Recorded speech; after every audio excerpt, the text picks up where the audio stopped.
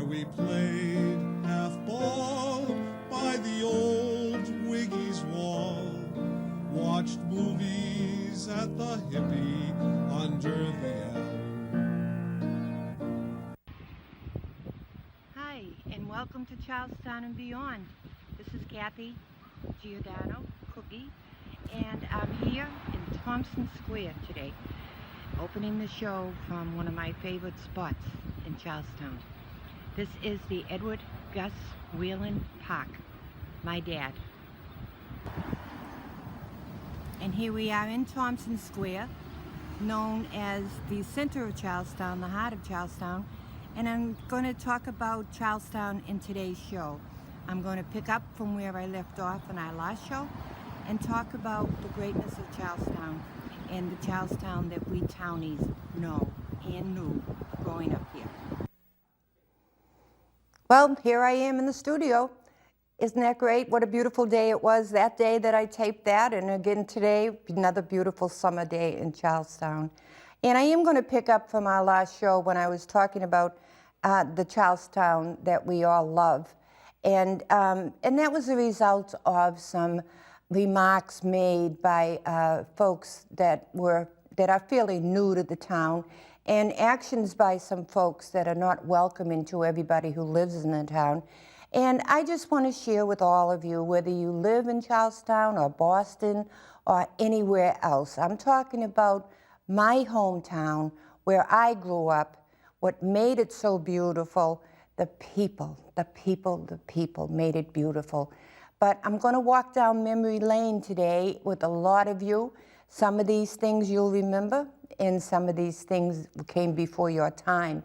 But put on your memory cap or remember things in your hometown that are no longer there, and the great times that you had growing up.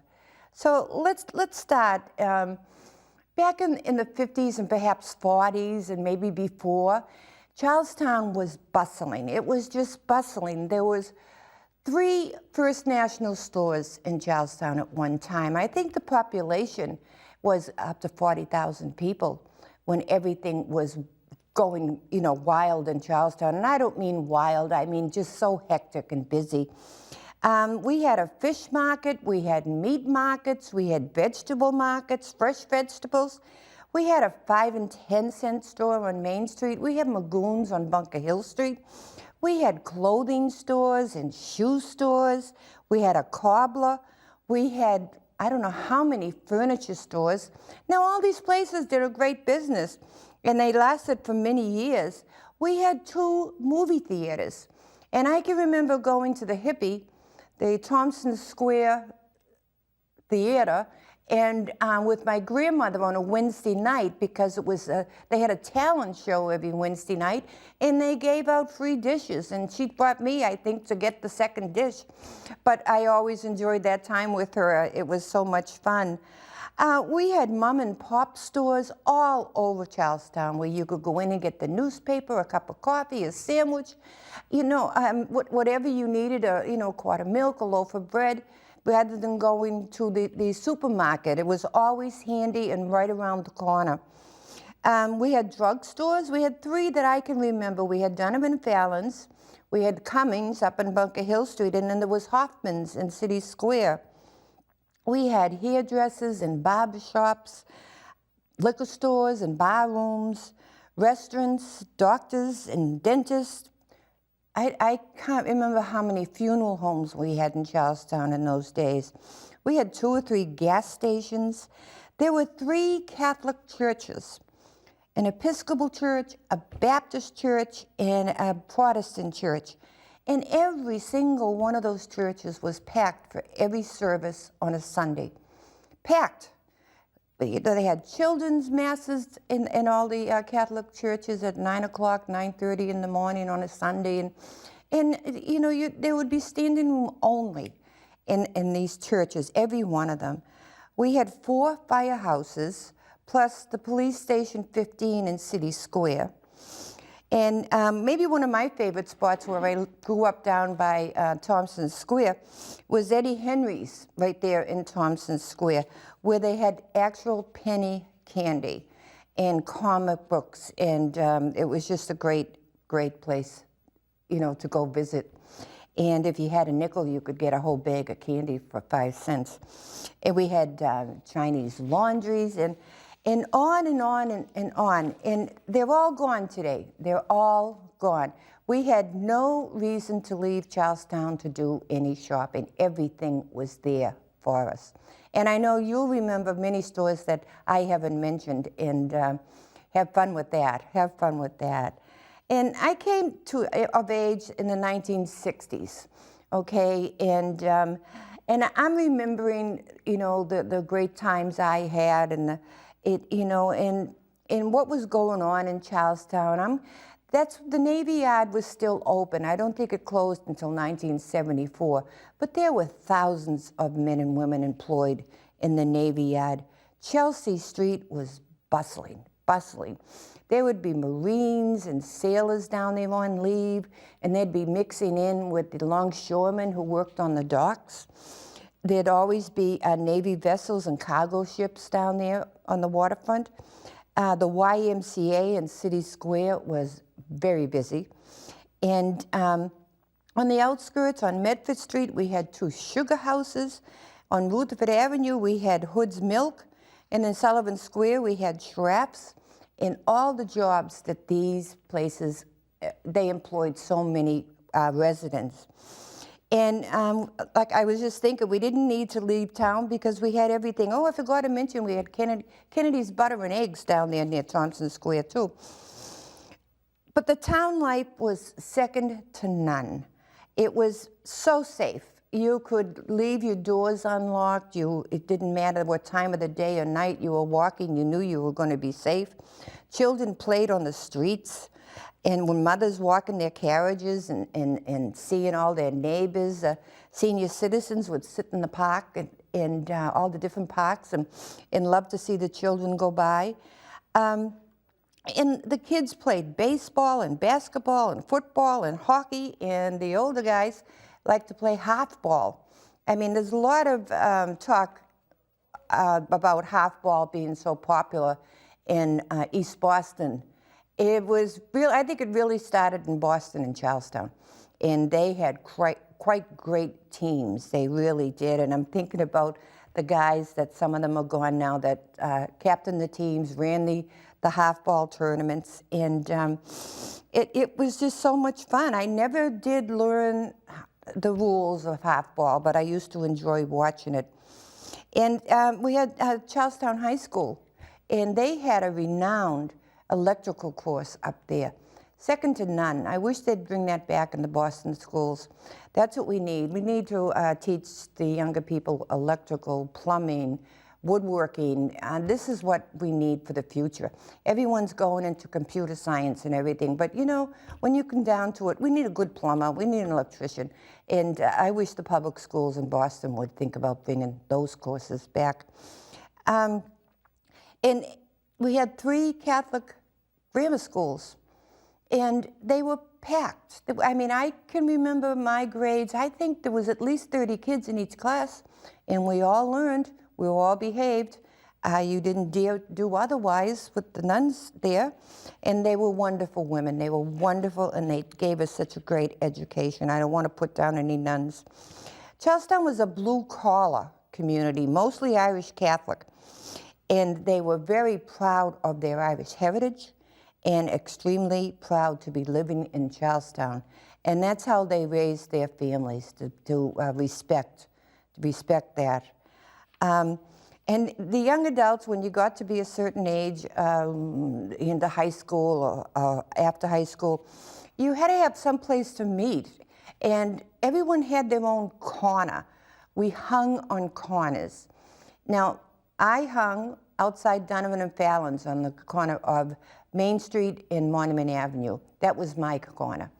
And there was others. I remember the Busy Bees up there on Elm Street. I mean, you name it, all over Charlestown. If you went by and you saw a storefront or just a corner, you'd see a group of teenagers standing there talking and fooling around, and there was never any trouble. And you'd take a walk some night and you'd go by another corner and you'd get to be talking to them and you'd be there for an hour before you knew it. You know, and I think this is something that's missing in Charlestown today.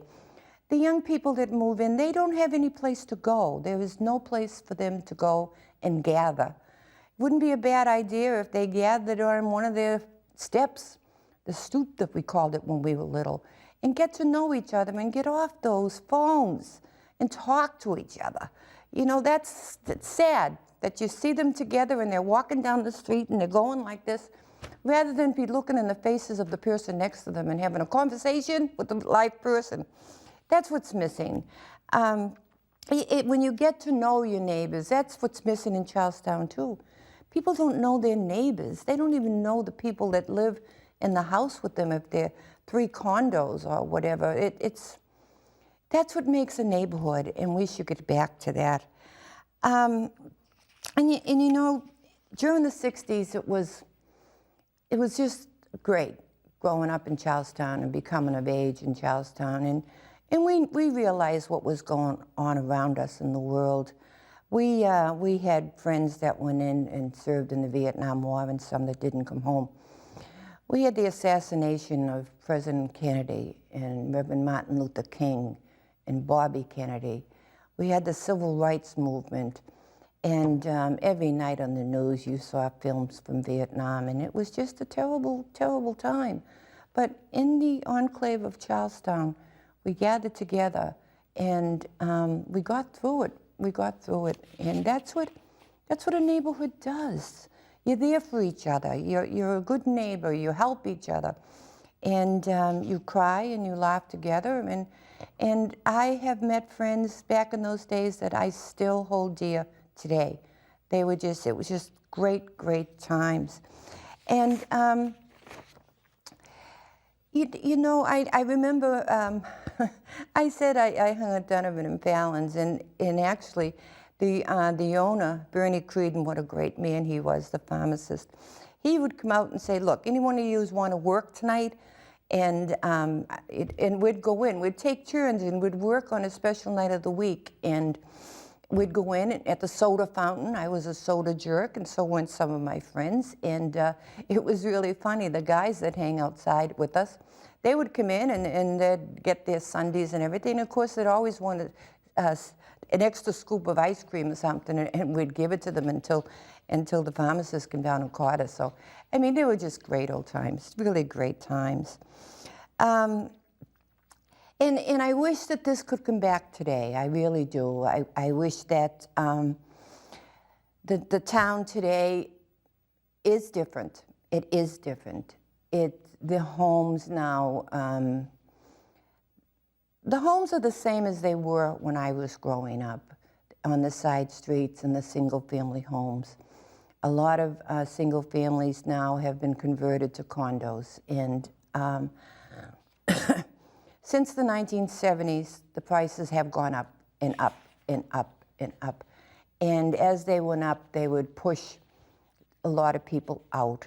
And a lot of people that owned houses in Charlestown took the big bucks and left. And they always regretted leaving because they couldn't afford to come back in. And it's sad. But those that remained, they kept the spirit of giving, of taking care of each other, of being understanding, and let a lot go. You know, let it go. It's his way of doing it. That doesn't happen today. You know, a lot of people that moved in the last 30 years, I've never known this to happen anywhere. They move in with the idea of changing everything. I always thought if you moved into a new neighborhood, you'd come in and become part of the neighborhood. But a lot of people don't have that same attitude, which is really unfortunate. But you strive every day to make new friends and welcome people and be kind to people and to get involved with what's going on in the community. The kids, there's enough sports teams that could use someone as a coach or a rallying person, and there's a lot of organizations that could use a volunteer. I volunteer down at the food pantry, as you can guess, where I've dedicated the show to the food pantry. And you know, you don't have to do an awful lot or donate money. Just your presence at any of these events makes a town, cheering people on, supporting those in need. It really helps a community. And I'm open to discussion. If you want to chastise me, I don't want to hear it, but I will. If you want to add any comments to the town, my phone number is 617-447-1406, and I always welcome your calls. And it's also in the Patriot Bridge every week. I have a little, thing in there saying the show's going to be on and this is what we're going to be doing. So, give me a call, send me an email. I'd be glad to hear from you. And, I think, I'm Irish and I love the Irish songs. And there's a ballad, Galway Bay, that I love. And there's a verse that makes me think about Charlestown that I've been living in the last 30 years or so. Well, I've lived there all my life. But, and it goes like this. Yet the strangers came and tried to teach us their ways and scorned us just for being what we are. But they might as well go chasing after moonbeams or light a penny candle from a star. We're not going to change. We are who we are, and we're proud of it. And we hope that you just accept the differences between us. We accept you. And let's start there and work on a better future. We all are what makes Charlestown beautiful. We are all, newcomers, townies, everybody. Enough is enough. And in saying that, last show I showed a photograph at the beginning of the show, and it was with the Bunker Hill florist, and it was the day they took the sign down. And I forgot to thank Seth Daniels from the Charlestown Patriot Bridge for allowing me to share that photo with you. Seth, I'm so sorry. And I saw a Facebook item from Joe and Larry. They're up in Vermont, and they are just having a wonderful time. They've settled in. They're going to events. They're just keeping themselves busy. And Joe is home. He's home with his family and his old friends, and they're just enjoying it. So, Joe, if you hear this, enjoy yourself. Enjoy your retirement. So, with that, I want to remind you to, if you can, to support the Harvest on Vine Food Pantry. And you can send a donation to them at Harvest on Vine Food Pantry, care of St. Mary's, St. Catherine's Parish Hall, or just the Parish Center, 46 Winthrop Street, Charlestown, 02129. So that's it for this week's show. I'm going to take the month of August off, and I'm going to enjoy myself, and I'm going to try to stay out of that heat that we've been having this year. It's been terrible up here, and I hope you do too. You enjoy the rest of your summer. And I'm going to leave you with this is another favorite spot of mine. I went down into the Charlestown Navy Yard next to the Courageous Sailing Center, and it's so peaceful there. And, if you're Irish, you love the ocean, so this is where I went. And I want to leave this little clip with you until next time. Take care of one another. See you in September. Goodbye.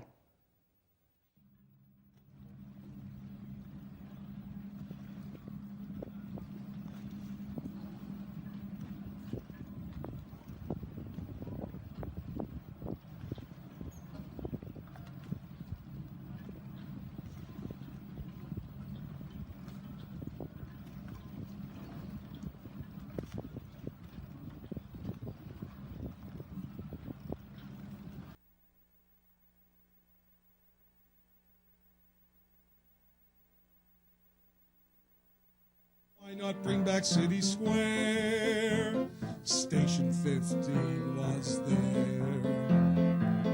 There is nothing quite so rare as a townie in City Square.